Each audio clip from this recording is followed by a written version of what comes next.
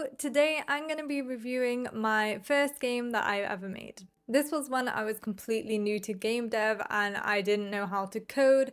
I didn't know how to even use Unity properly. So it was a really big learning curve for me. And that was pretty much the purpose of the project anyway, just to learn. I can confirm I have learned a lot since I made my first game. So enough of me talking, I'm gonna just show you the game and kind of voice over what it is about and what my vision or idea was. For my first game, I chose to do a platformer, and the basic objective is to get through any obstacles or enemies and collect the missing item.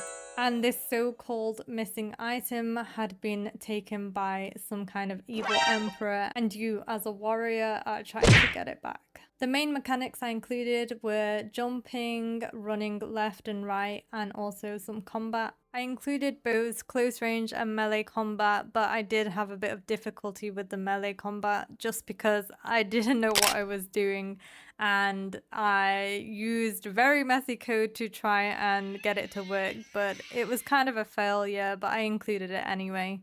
I included a basic life system where I used origami cranes to represent the lives, which fit in with the Japanese theme. I made sure there was quite a few collectibles in this, including silver and gold coins, and also a gem that gives more score points than the coins. I also included some moving platforms, and if you miss the platform, you will lose a life if you hit the spikes.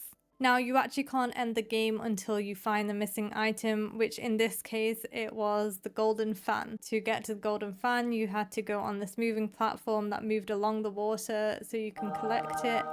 If you don't actually collect the fan, you can't end the game, but you can die and get a game over. But that's a basic talk through of the game. To actually plan this game, I created a game design document and wrote down what the objective of the game was and what I wanted to include and the general mechanics of the game. I definitely added more things while I was actually making the game because I got a bit carried away. But I don't think there's anything wrong with that, because as you're working, you might think of new ideas and you might want to even go back into your game design document and add that back in. There was a rough sketch and I feel like my game actually turned out a bit like the sketch, so that wasn't too far off. And I'd say one thing looking back, me deciding on doing a pixel art style was definitely something that took a lot of time unnecessarily. Since I did this project and wanted to concentrate on my programming skills, I shouldn't have chosen pixel art because it's actually very hard. And that's coming from an artist, because I do a lot of digital art, and it was really hard because there's a lot of techniques involved and it's just not the same as normal art. But I do think I did a good job for my first pixel art style game, and I quite liked the animations. And to be fair, I did learn a bit about how I could implement those animations because I had created them. So I wouldn't say it was a complete mistake, but if I was going for my first game, I would probably do something more simple. After I had decided what I actually wanted to include in my game, it was time to start. And as I told you before, I was completely new to game dev, so I didn't really know what I was doing.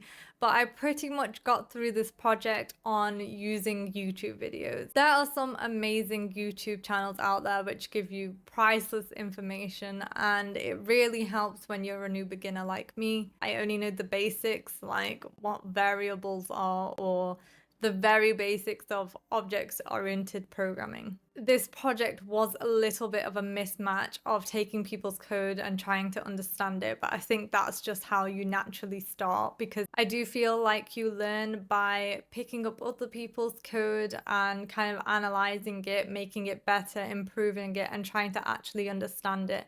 And I think that's what I did in this project.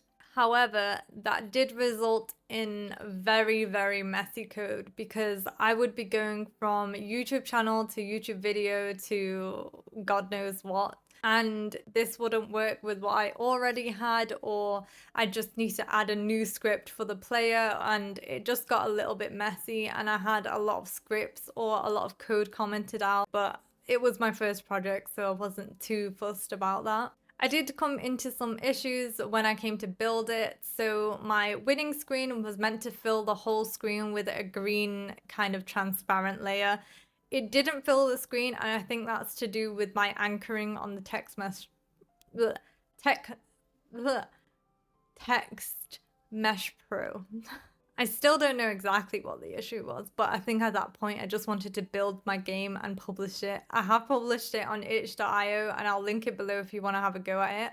But overall, the game was working. It had what I wanted. It had an objective, it had a start and an end, and it had some obstacles along the way and some collectibles and lots of sound effects and music, and even the ability to change those in the options. The next project I did was an endless 3D running game, and I do have some devlogs of that if you want to check that out. But yeah, I think that is a review of my first game. It was really nice to go back and play it. I would really like to know how your first game went, so let me know in the comments. Or if you've not made a game yet, I hope this helped you feel better about it, because it doesn't go perfectly and that's okay. I am in the process of filming a YouTube video which is showing me document my experience following Code Monkey's Kitchen Chaos tutorial. So if you're interested in that, please consider subscribing so you don't miss it.